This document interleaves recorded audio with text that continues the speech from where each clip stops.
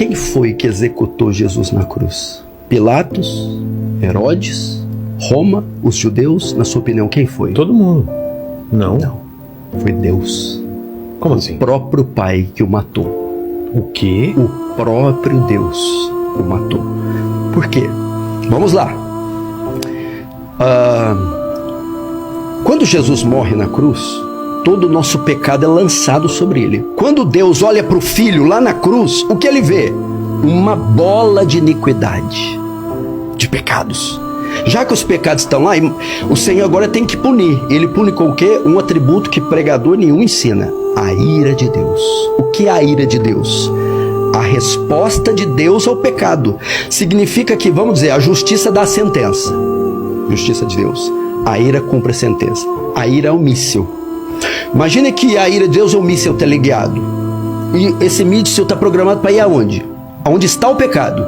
Na cruz, o pecado está em nós ou está em Cristo? Em Cristo. Então, o míssil da ira tem que cair sobre Cristo. Quem envia o míssil? Deus. O Pai. Isaías 53:10.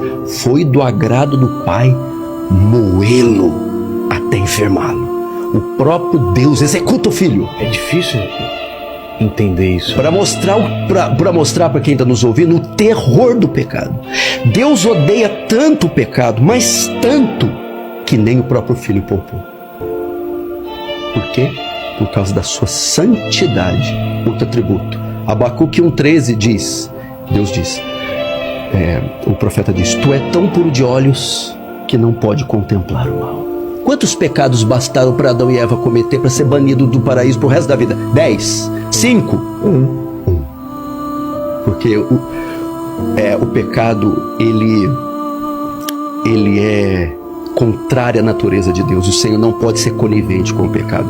Agora você vai entender aquele salmo que você fala tanto, aquele trecho: Elohim, Elohim, lama sabachthani. Ele brada na cruz: Deus meu, por que me desamparaste? Por que me abandonaste? Resposta: porque na cruz você se fez pecado, meu filho. Então ele despeja a ira e mata o seu próprio filho, e com ele todos os nossos pecados. Os pecados são pagos naquele momento. Aquilo, Vilela, não é um show de terror. Aquilo é uma demonstração de amor. O Filho pegando todo o nosso pecado e botando nas costas. Eu suporto, traga-os, eu os compro, eu pago por eles. Mas o preço vai ser muito alto. Você vai ter que suportar a ira. Então ela veio. Imagina, para você ter uma ideia o que é a ira. Imagine um meteoro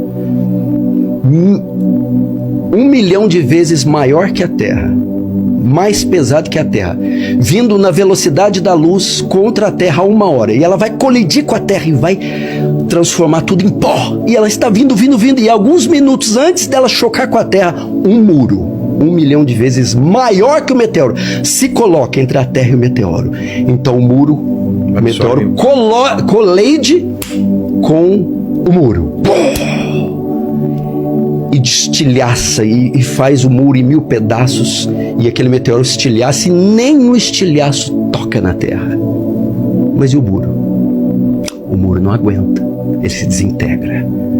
A ira de Deus era esse meteoro que estava vindo sobre o homem para esmagá-lo e puni-lo pelos seus pecados, e vindo 1 bilhão de vezes maior. E quando ia colidir conosco, o Senhor Jesus se coloca entre nós e o meteoro abre um braço para a esquerda e a direita e diz: está consumado, em tuas mãos entrego o meu espírito.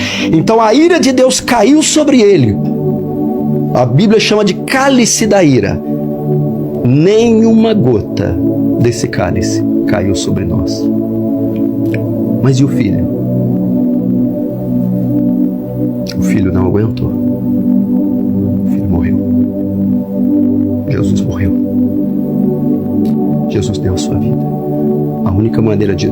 Se a pena era uma pena de morte, eu teria que pagar com a vida para eu ser absolvido só com outra vida.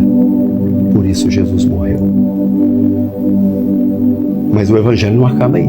Se falarmos só da morte, isso que o Mel Gibson até estava pensando em fazer outro filme, né? A continuação é o que eu vou falar agora. Resurrection.